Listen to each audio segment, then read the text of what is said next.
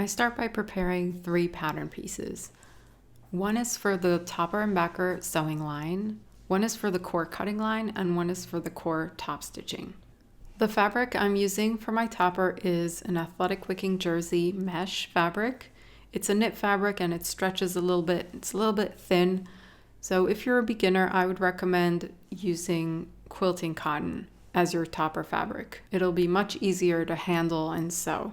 You need to figure out which is the right side or the pretty side of your fabric. So if it's got a print on it, then the print shows up nicely on the right side, and the wrong side is the opposite side of the fabric.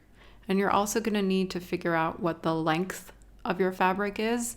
So the length of the fabric is usually the sturdiest part of your fabric. If you're buying fabric by the yard, you're going to find these little holes or some kind of different type of fabric along the length of the fabric, and that's called the selvage.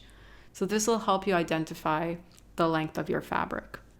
Lay your fabric down flat on the table, wrong side facing up, and place the pattern piece with this line along the length of the fabric.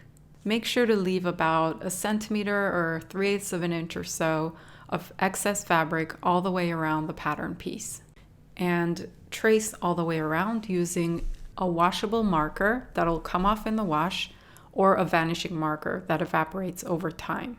In addition to tracing all the way around your pattern, you're also going to make 2 marks, one here and one here. Once you finish tracing out your pattern and making these 2 marks, cut all the way around. Be sure not to cut on the line. This is the sewing line, and we need extra fabric all the way around the pattern. So leave about 1 centimeter or 3/8 of an inch all the way around your pattern piece, and it doesn't have to be precise. Now you're going to flip the fabric so that the right side is facing up, and we're going to center the core top stitching guide onto the right side of the fabric. Now, since I can see through this fabric, it's very easy for me to center it. But let's say you can't see the sewing line through the fabric. So what you would do is place 1 pin over here. That's what these marks were for. And another pin on the other side over here. And then we can see the pins from the right side of the fabric. And the place where the pins pierce the fabric help us align the core top stitching guide. So we want to align the core top stitching guide using these 2 points. You can use a ruler to help you see the center line, and you want to place the core top stitching guide at an even distance away from each of these pins. So you want this distance to be equal to this distance, and just remove the ruler if you're using it and trace around the pattern piece. I like to sew the core to the topper from the topper side using this line, because that way the top stitching line always comes out centered, even if the core shifts a little bit.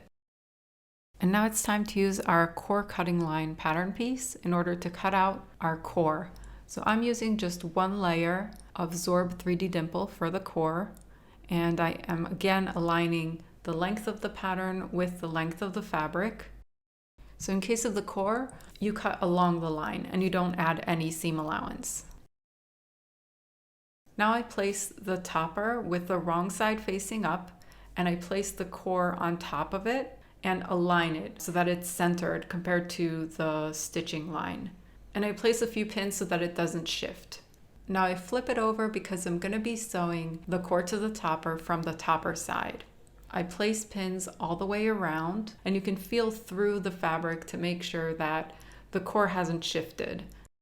Now that we've pinned the core to the topper from the topper side, we can remove the pins that we put on the core side so that they won't get in the way as we're sewing. For top stitch, I like to adjust my stitch length to the 3 setting on my machine. And for all of my cloth pad sewing, I like to set the needle to stop in the down position. And I'm using an open-toed foot, which makes it much easier for me to see the line that we're going to sew along. So I like to start somewhere along a straight line, not anywhere near a tight curve or a corner. And especially if you're a beginner, Go really slowly and leisurely. Don't rush it. Once you're experienced enough and if you feel confident enough, you'll speed up naturally, but it's better to start slow and go fast when you're comfortable than go fast and lose control of your stitching. I didn't reinforce my stitching. I didn't do a back stitch and forward, and I'll show you why in a little bit. So as you can see, I'm lifting the presser foot and putting it back down after adjusting the fabric whenever I need to. So sometimes it can be because the needle sort of wandered a little bit off the line, and sometimes it can be because I'm nearing a curve and it was hard for me to turn the fabric without lifting the presser foot.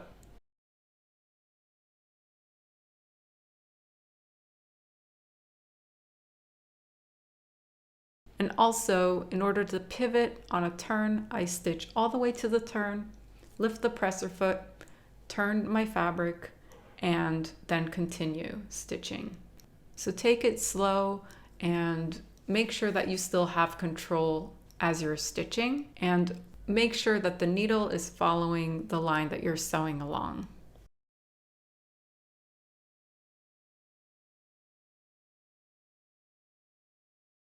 So before I sew all the way back to the point where I started, I like to stop with the needle in the down position so I don't lose my place in my stitching. And I pull the bobbin thread, or the thread at the back.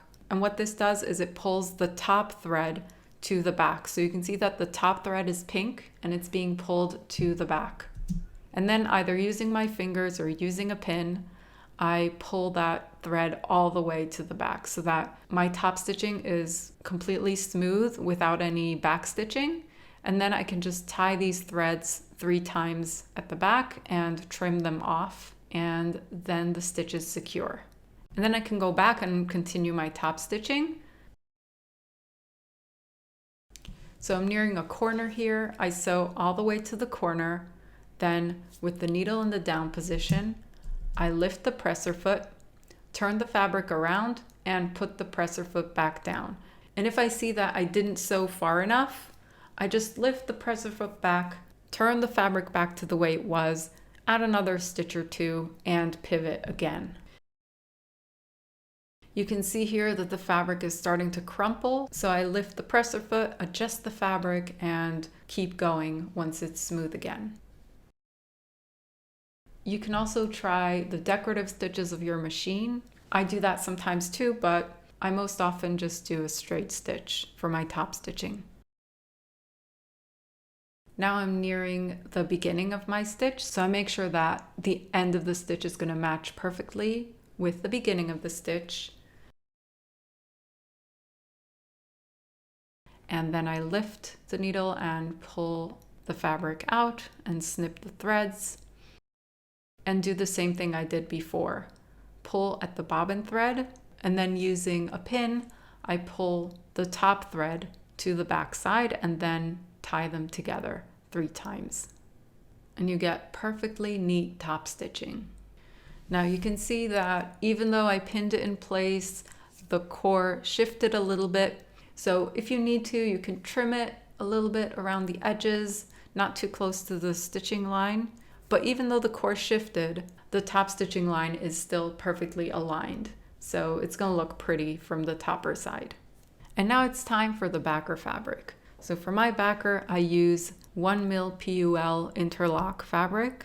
The shiny side is the wrong side of the fabric, and this polyester knit side is the right side of the fabric. So you place the backer fabric right side facing up, and you put the right side of the topper facing down onto the backer fabric. And again, make sure that the length of the pad is along the length of the backer fabric. And now I pin all the way around in a counterclockwise direction along the sewing line. Make sure that the backer fabric is laying flat and that there are no puckers or folds. And cut more or less where you cut the topper fabric. Just make sure to leave about 1 centimeter or 3/8 of an inch of excess fabric of the backer, just like we did for the topper. So now we're going to sew the topper to the backer along this line, but we're gonna need to leave a gap so that we can turn the pad right side out. So you can leave the gap here along the wing or along this longer straight line in the case of this pattern. So I'm gonna mark out where my gap is gonna be. I like to have my gap a little bit away from the corner so I don't start the gap at the corner itself. So we're gonna start stitching here, stitch all the way around, and then stop right here. And we'll have the gap through which we can turn the pad right side out. Make sure to reset your stitch setting to about 2.5 because we set it at 3 before for top stitching, but we're not top stitching now, so your stitch length should be a bit shorter, whatever the default of your machine is. And as before, you want the needle to stop in the down position.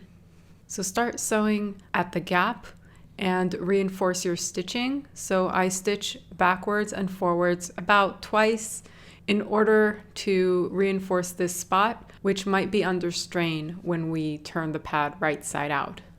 Pivot at the corners just like you did before.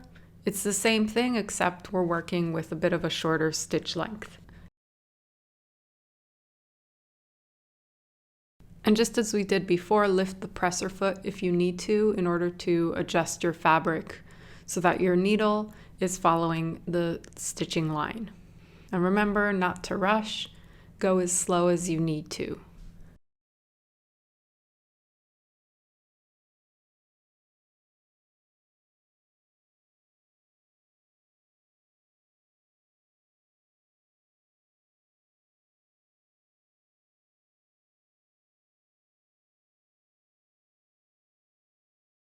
And now I'm nearing the point where I need to stop my stitching. So you don't want to sew the gap closed.